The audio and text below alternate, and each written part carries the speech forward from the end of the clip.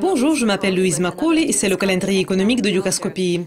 Jetons un coup d'œil aux publications les plus importantes prévues pour mardi, le 20 octobre. La première publication va paraître à 6 heures du matin et c'est celle de l'indice des prix à la production de l'Allemagne pour septembre. L'indice a surpris à la baisse en août, comme les prix de l'énergie, des biens de consommation non durables et des biens intermédiaires ont reculé. La balance commerciale de la Suisse pour septembre va paraître à la même heure.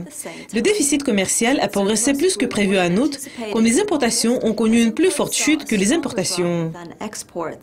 Le gouverneur de la Banque d'Angleterre, Mark Carney, va faire un discours bien surveillé à 10 heures lorsqu'il va témoigner sur le bilan de la Banque d'Angleterre devant la Commission parlementaire du Trésor à Londres.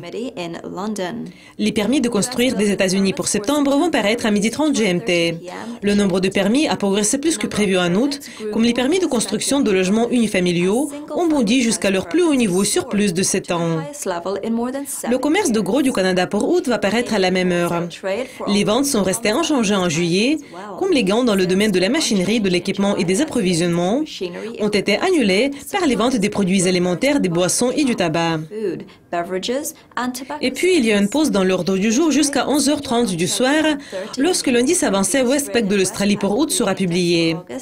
L'indice a reculé en juillet, suivant un gain de 0,1% enregistré au cours du mois précédent. La balance commerciale du Japon pour septembre va suivre à 11h50 du soir. Le déficit commercial s'est rétréci en août, comme les exportations vers les États-Unis ont connu une croissance particulièrement forte. Les dépenses par carte de crédit de la Nouvelle-Zélande pour septembre vont paraître à 2 heures. Les dépenses se sont accélérées en août, ayant progressé de 9,8% au cours du mois précédent. L'indice du secteur du Japon pour août va conclure l'ordre du jour à 4h30. L'indice a continué à progresser en juillet, mais à un rythme plus lent qu'un gain de 0,5% enregistré au cours du mois précédent.